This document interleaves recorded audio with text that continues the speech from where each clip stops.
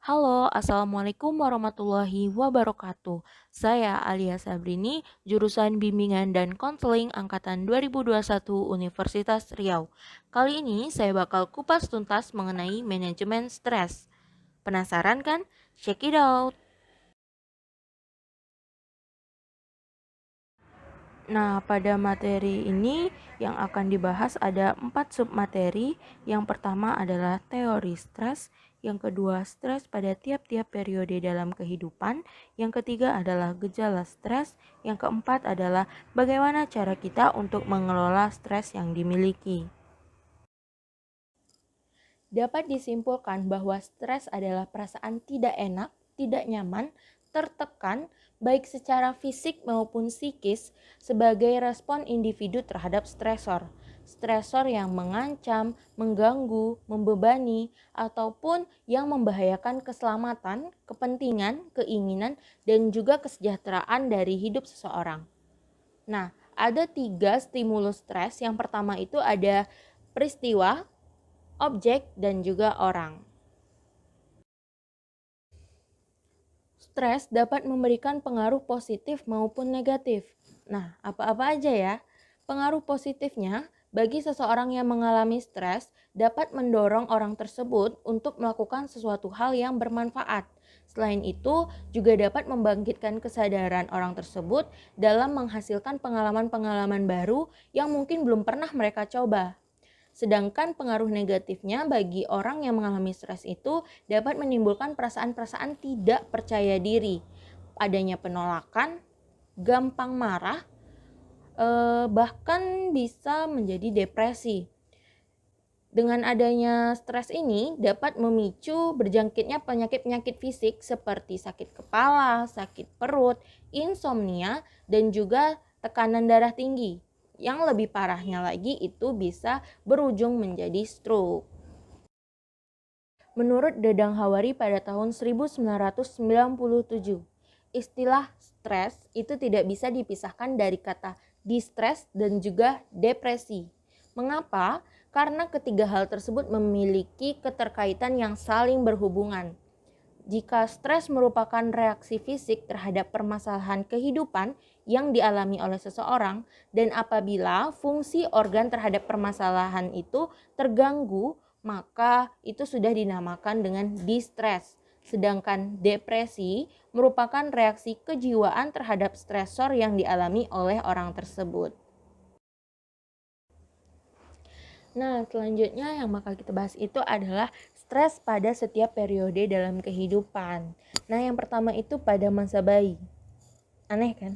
Bayi bisa stres. Hal ini disebabkan karena adanya tuntutan ataupun peraturan yang harus dilakukan oleh bayi. Yang pertama, itu adalah menerima sapihan dari ibunya, yaitu masa transisi di mana sang anak diberhentikan minum ASI dan mengganti asupannya menjadi asupan yang dibutuhkan sesuai dengan perkembangan fisiknya. Yang kedua ada belajar cara makan dan mengetahui jadwal waktu supaya supaya bayi tadi lebih disiplin untuk mengetahui waktu-waktunya. Yang ketiga itu ada namanya toilet training, yaitu mengajarkan bayi untuk dapat memberitahu jika dia udah pipis atau ingin buang air besar. Kalau pada masa anak-anak, sumber stres itu bisa dari keluarga, sekolah, dan juga teman bermain. Kalau dari keluarga, mungkin kurangnya kasih sayang dari orang tua, dari saudara, atau mungkin ada perubahan-perubahan ekonomi yang dialami. Kalau dari sekolah, mungkin ada sikap dan perlakuan guru yang dianggap oleh siswa itu kasar, dan juga kurangnya pemahaman seseorang anak ataupun pencapaiannya dalam pembelajaran juga bisa menjadi sumber stres bagi anak. Selanjutnya ada stres pada masa remaja. Gejala-gejala yang sangat umum saat ini itu remaja sudah banyak mengikuti hal-hal yang salah ataupun hal-hal yang negatif, seperti anak yang bersikap keras kepala atau melawan. Bahkan untuk secara tindakan langsung mereka juga ada yang ikut tawuran, bullying, tindak kriminal lainnya.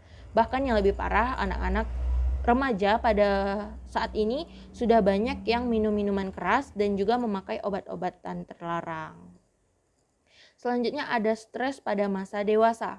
Kalau stres pada masa dewasa ini lebih ke faktor-faktor tertentu seperti gagalnya perkawinan, ketidakharmonisan hubungan dalam keluarga, adanya masalah nafkah hidup atau kehilangan pekerjaan seperti di PHK. Selanjutnya adalah gejala stres. Nah, ada gejala fisik, gejala psikis. Gejala fisik itu sakit kepala, sakit lambung atau mah, hipertensi itu darah tinggi. Selain itu juga dapat dilihat dari seseorang yang kurang selera makan dan juga sering bolak-balik buang air kecil. Selain gejala fisik, tadi itu ada gejala psikis. Gejala psikis ini gelisah, cemas, kurang berkonsentrasi dalam melakukan sesuatu. Selain itu juga tindakan-tindakan yang dilakukannya itu bersifat agresif, baik verbal maupun non-verbal. Kalau verbal itu dia seperti berkata kasar, mencemooh orang lain. Sedangkan kalau non-verbal itu dia menggunakan kekuatannya, seperti meninju, menendang, bahkan memecahkan barang-barang yang ada di sekitarnya. Selain itu, ada namanya faktor-faktor penyebab pemicu stres. Itu nama lainnya stresor.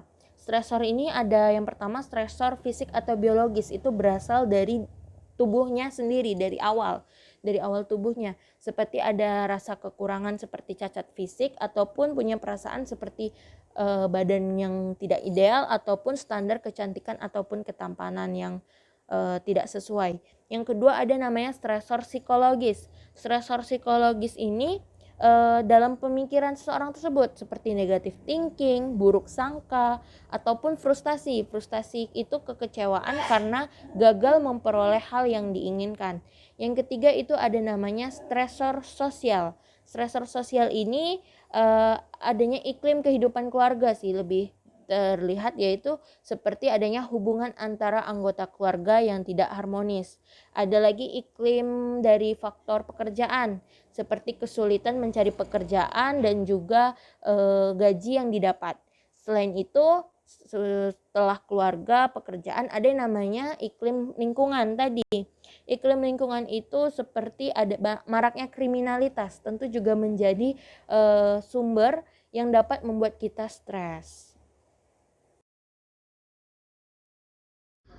Nah, demikian tadi penjelasan mengenai tentang apa-apa saja sih yang ada pada stres. Setelah itu, bagaimana ya cara kita untuk memanajemen stres yang dimiliki tersebut? Masih penasaran kan? Kalau masih penasaran, cek penjelasan selanjutnya ya. Nah, yang terakhir kita bahas adalah cara untuk memanajemen ataupun mengelola stres. Nah, kali ini yang bakal dibahas adalah coping stress yang konstruktif, yaitu upaya-upaya yang dapat kita gunakan untuk menghadapi situasi stres secara sehat. Coping yang konstruktif ini memiliki ciri-ciri. Yang pertama itu menghadapi masalah secara langsung, mengevaluasi alternatif secara rasional dalam upaya memecahkan masalah tersebut. Yang kedua itu ciri-cirinya menilai atau mempersepsikan situasi stres berdasarkan kepada pertimbangan-pertimbangan yang rasional atau dapat diterima oleh logika kita. Yang ketiga, dapat mengendalikan diri atau self control dalam mengatasi masalah yang dihadapi, seperti ya walaupun kita ingin memecahkan masalah tapi kita tetap harus menahan diri agar tidak terlalu terpikirkan dalam permasalahan tersebut sehingga stres yang kita alami juga tidak semakin parah.